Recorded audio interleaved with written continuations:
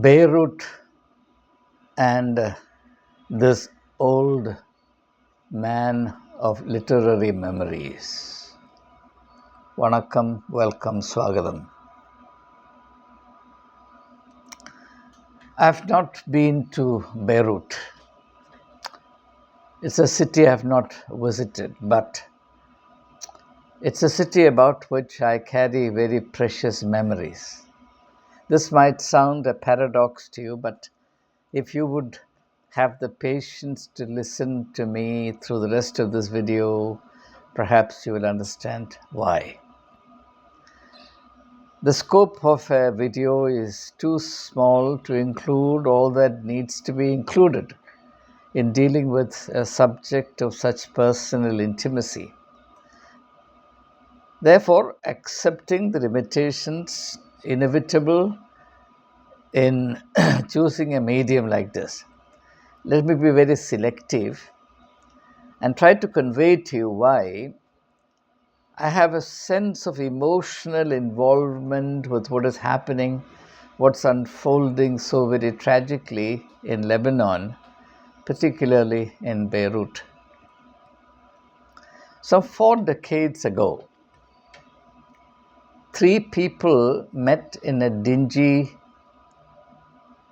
lower middle class restaurant in Beirut.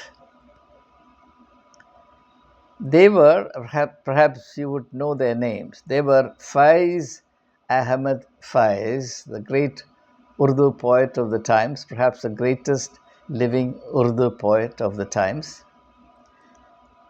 Iqbal Ahmed, another very distinguished poet, and both of them became exiles from Pakistan under Ziaul Haq's dictatorial regime.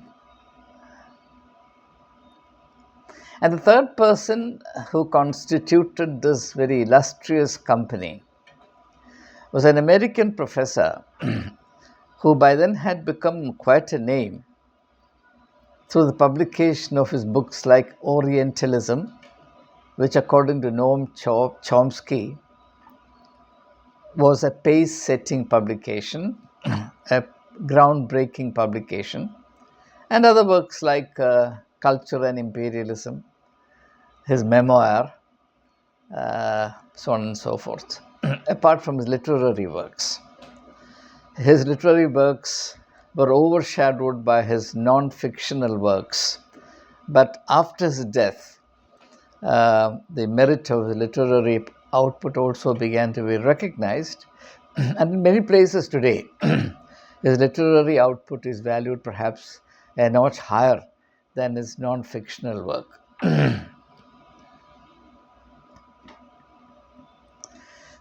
Now, these 3 people sitting in a very unfashionable Beirut restaurant on the suburbs, what were they doing? What was the common factor among 3 of them? They were all exiles, cultural exiles, political exiles. Edward Said was not a political exile, but he was a cultural exile. Whereas Faiz Ahmed Faiz and Iqbal Ahmed were not only cultural exiles, but also political exiles who could not endure the oppression of Ziaul Haq's dictatorship. By the way, Ziaul Haq was an alumnus of St. Stephen's College, a fact which I have to mention with some degree of embarrassment. And in 1983, when Ziaul Haq visited St. Stephen's College in order to pay his respects to the alma mater, I was largely responsible for his visit, organizing his visit within college. And I had the very interesting experience of receiving Ziaul Haq into the chapel of St. Stephen's College, where I presented him with a copy of the Bible, which he received with great respect. And he told me that when he was a student of St. Stephen's College from 1940 to 42, he never used to miss a single worship session or prayer session in the chapel.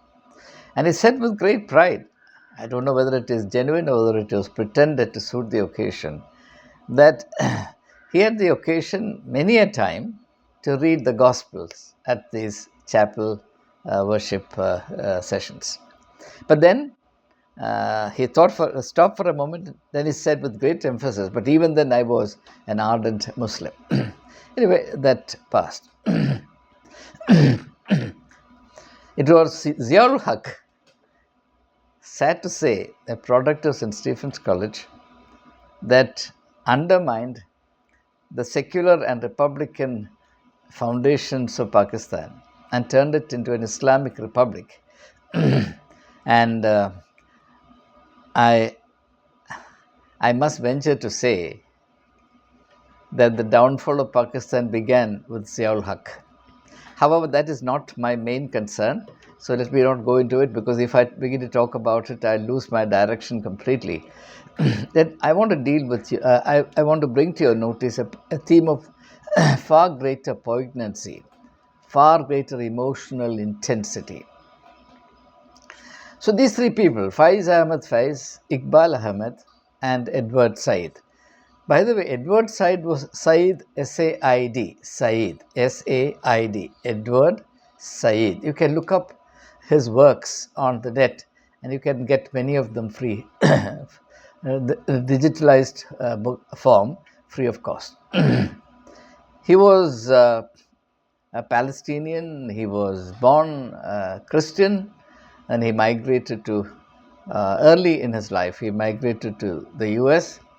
And he carried the experience of being an exile. So he always, even though for all ostensible purposes and outward appearances, he was in a far happier situation in the United States, where he did outstandingly well. All through his life, Edward Said thought of himself as an exile, or as he said, a displaced person, a homeless person. And therefore, the theme of homelessness is very dear to Edward Said, as indeed it was to poet Faiz Ahmed Faiz and Ahmed Iqbal Ahmed. Now, they were not only sipping tea and munching snacks. Faiz Ahmed Faiz, the most distinguished poet among the three, he was reciting his poems to them. And Faiz would recite his poems, and Iqbal Ahmed would translate the poem into English so that Edward Said could understand it. Edward Said was not particularly comfortable with Urdu, so it had to be translated. And Edward Said later on recalled that after a while, Iqbal stopped translating the poem because he got lost in the poetry of Faiz Ahmed Faiz. But he said it did not matter, because by then we were in a completely different world. Now, Said also says that while these three were exiles from Pakistan, there was one man who felt perfectly at home in Pakistan, and that was the dictator Ziaul Haq. Now, please remember this. Very interesting observation. He says the more creative, the more sensitive, the more human, the more vital of the Pakistanis, the great poet, the two great poets, the most outstanding poets of the times in Pakistan, they became exiles. They became so out of place, they felt so out of place, so asphyxiated, suffocated, that they had to leave Pakistan in order to breathe free. And they found a home in Beirut. But even while they were in Beirut, the condition of being the displaced persons, the exiles, persons who are homeless. The word homelessness is of great emotional intensity for me, because I grew up without a home of my own. My grandparents were extremely affectionate, large-hearted people, so they accepted us, and we grew up with them. And so, while I had a home, I was also homeless in another sense, in a very subtle sense. When I say that I was hopeless, I don't want to be ungrateful to my great grandparents, to whom I am greatly indebted, and I feel very, very grateful, as well as the members of the extended family, all of them, without exception. Now, Beirut, I have to recall through this episode and through several other episodes, was also a refuge of the homeless people. Refuge of the homeless people. Please remember this. And that Beirut now, as a city, is becoming a city of homelessness. The refuge, the city that was once the refuge of the homeless people, is now becoming the city of homelessness. Well, that's all I want to say about it for the time being. It's a very painful theme. Let's think a little further.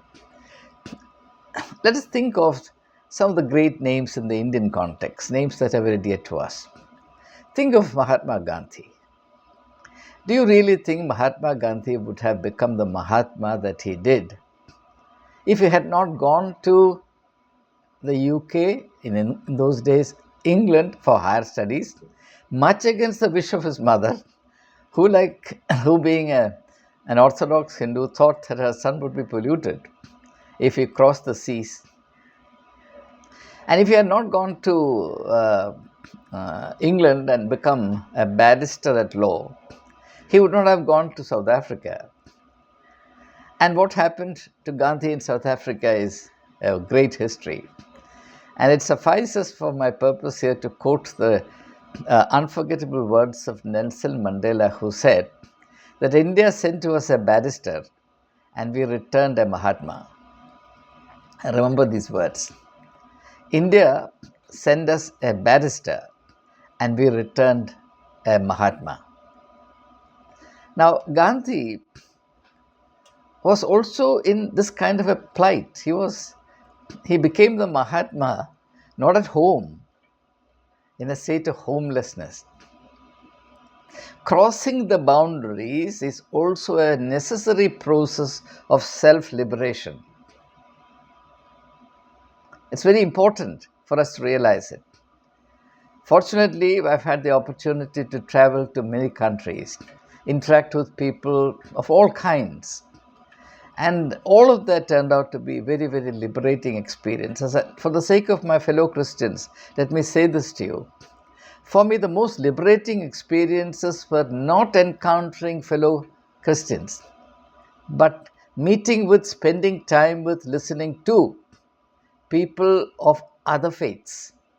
When I say this, Orthodox Christians would gnash their teeth at me, but I have to tell you the truth. Encountering people from other faiths liberated me from the many prejudices, absolutely irrational, baseless, totally without facts. Prejudices that I was made to imbibe by virtue of growing up as a Christian person.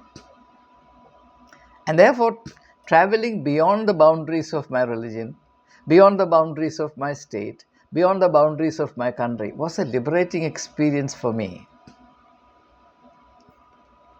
But unfortunately for Malayalis, and particularly Mallu Christians, they may travel to other countries, but they carry the Mallu baggage with them and they never open their minds to anything other than the Mallu fare. Think of Ambedkar. Do you think Ambedkar would have become the historical person that he did if he had not traveled to the United States for higher studies, then to UK, then to Germany? The kind of global understanding that he developed, the liberating experience. Or think of Sri Aurobindo. Sri Aurobindo. Not many Christians know that Aurobindo spent quite a few years of his life as a Christian priest. And that was a very profound experience in his life, a transformative experience in his life. That's why the word vision, vision, vision appears ever so often in the writings of Sri Aurobindo. And I recommend the writings of Aurobindo to my fellow Christians, particularly Aurobindo's interpretation of the Gita. Or think of Swami Vivekananda. Had Swami Vivekananda stayed confined to Calcutta, then Calcutta, now Kolkata, do you think Swami Vivekananda would have become this great ambassador of Indian culture and spirituality that he did? Up until the time he addressed the World Parliament of Religions in Chicago, he was almost an unknown quantity. And he went there without any invitation. He was not important enough to be invited. Such is the greatness of the man that he who was not deemed not important enough to be invited to the World Parliament of Religions conquered the World Parliament of Religions with one speech. And again, Swami Vivekananda became fully what he is now known to be, not in India, but outside. I can give you instances after instances after instances. What I want to say is this. There is something very positive about being homeless. That's what I want to say to you today. This might sound paradoxical or even insane.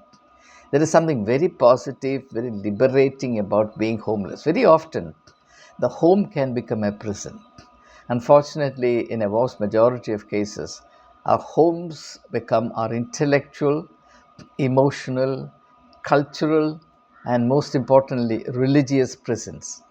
This is the reason why increasingly I feel that injecting religion into the minds of children before they can know A from B is an atrocity. Because their religious nurture is, for all practical purposes, training in imbibing prejudices, untested ideas, stupid notions, and a world of superstitions, which all of which have nothing whatsoever to do with the life, the role model, the mission, and the teachings of Jesus Christ. So this early Christian nurture, in my opinion, is the greatest hindrance to a nominal Christian becoming a true Christian. Probably this is true about other religions, but because I'm not so sure about the facts of the matter, I refrain from commenting on what happens in other religions. Now, for a moment, let me be a little biblical, and those of my very cherished viewers who are not familiar with the biblical context would be familiar with these episodes because they're part of the public parlance as well as world literature. The story of Cain and Abel. Cain killed his brother Abel, and after that he became a wanderer on the face of the earth. He became homeless.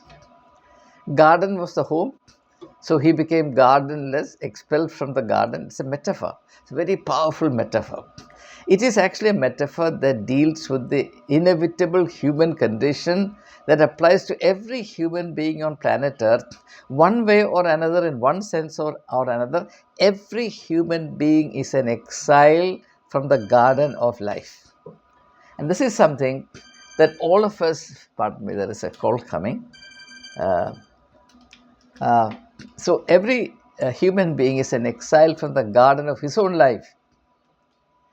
And in fact, if you want to understand spirituality at all, never mind which tradition, in their own characteristic fashions, diverse spiritual traditions highlight the way to the lost garden of your own life. But unfortunately, because a priestly class emerges in every religious tradition, they substitute this real spiritual journey with a very stupid, absolutely useless baggage of rituals, practices, customs, priestcraft from which they benefit, and which proves a terrible, tragic liability to those who follow that path. And the part of the quintessence of the priestly class is that it tries to conjure up the illusion of an alternate home or an alternate garden to the garden that is lost. You lost the garden of your life upon this earth. It is on this earth that you have to regain that garden. That certainly is the teaching of Jesus Christ, who came to establish the kingdom of God upon planet earth. The kingdom of God is nothing but Jesus's name for the garden that is lost. Jesus came to re-establish or help people regain the lost garden, the Garden of Eden. But now, Garden of Eden as Eden cannot be regained because there is no return journey in history. You have to go forward and claim the garden city of God. That was also the distinguishing feature of the Garden of Eden, where God came and communed with human beings, Adam and Eve, every day. So, in the biblical vision of the final fulfillment of human destiny, which is attaining the heavenly city, the city of God, which is also a garden, people dwell with God. So, it is a transformed, um, a retrieval, as it were, regaining of the lost garden. Now, the thing is this: between the old state and the state that we have to attain is a space of wilderness. Now, this is the pattern in the book of Exodus. The people became slaves, the Jews became slaves in Egypt. They have to be liberated from that. Now, being slaves in Egypt means being homeless. Slavery is the ultimate metaphor of homelessness. If you're a slave, you will not have a home of your own. Slavery is a state of homelessness. In its essential, symbolic, and spiritual connotation, slavery is a state of homelessness. From there, the people have to be delivered and taken to the promised land, which is their legitimate home. That's why you call it homeland. Homeland. A land where you will feel at home, but there are problems with it when it is politically understood and misinterpreted. That will not be the subject of my thinking in the present video. But what I want to emphasize is that between the state of homelessness and between the intended state of homeliness, there is the wilderness. The wilderness. And as the book of Exodus tells us that Moses led the people through this wilderness journey spread over 40 long years.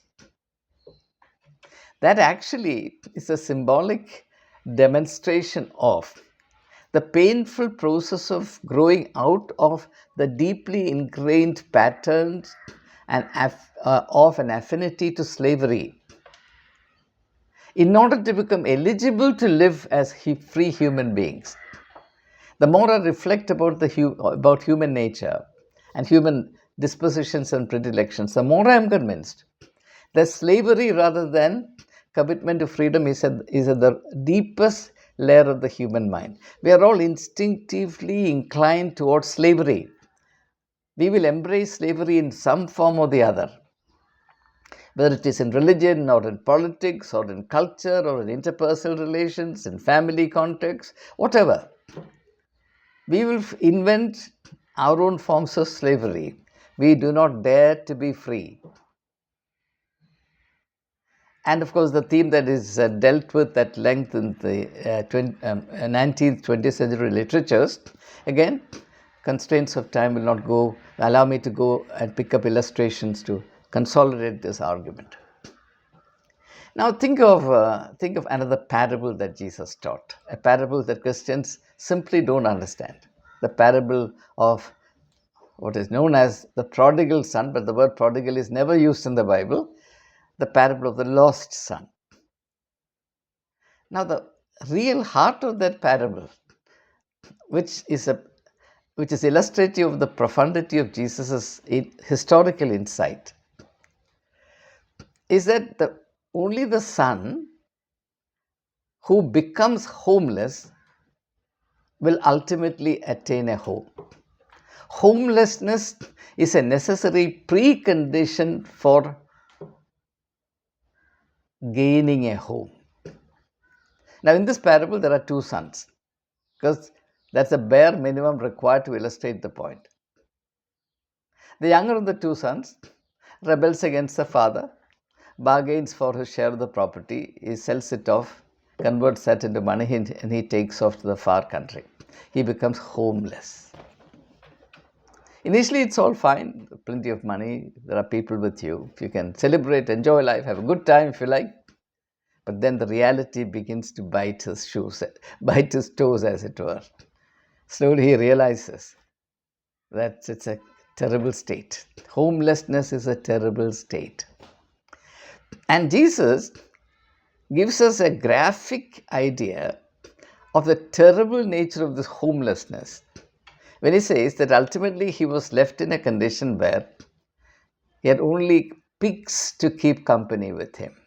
Terrible homelessness cannot be conveyed. The state, the misery of homelessness cannot be and has never been conveyed more graphically and more powerfully than through this image of a young man finally being left in the company of pigs. And it is in that state that the desire of coming back home is born in him. That is when he becomes a man with a home. So there he gets up, he goes back to his father and says, I've sinned against heaven and you, and I'm no longer worthy to be called your son. Accept me as one of your servants. When the young man says, accept me like one of your servants, it shows how much he has learned to value his home. My dear friends, you have a home only when you learn to value it. Most people do not value their homes. For them, whatever is outside their home is very exciting, and what is inside their home, whatever is their home, is very dull, drab, and disappointing. See, in my younger days, we had a great blessing called poverty. So there was no question of a birthday being celebrated in a hotel. In those days, hotels were also unknown to us. The maximum I had was a Poti hotel in Mavelikara, which was a one-room canteen kind of thing. Nobody can go there and celebrate a birthday. But now people celebrate the birthdays of their darling sons and daughters in five-star hotels and all the rest of it. Because no celebration organized within your own home is exciting enough. People don't realize that this is a sign of your homelessness.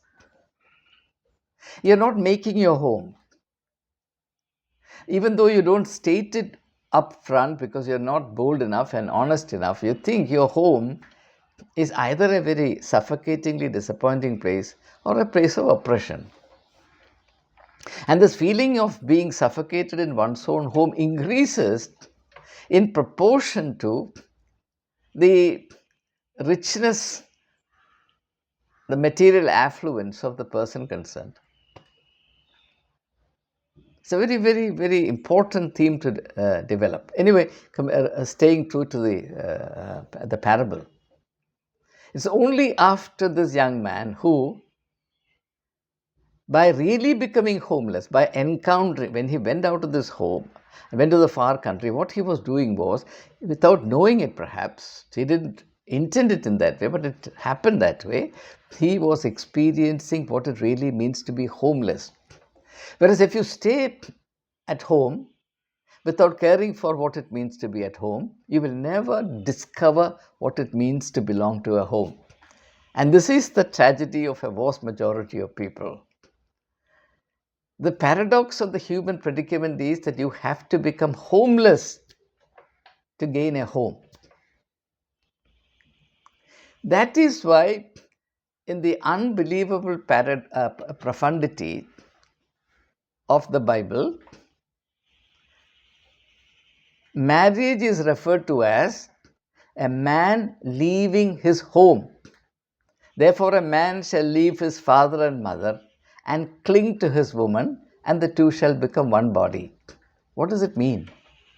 It means that marriage must begin for the man, particularly in a state of homelessness.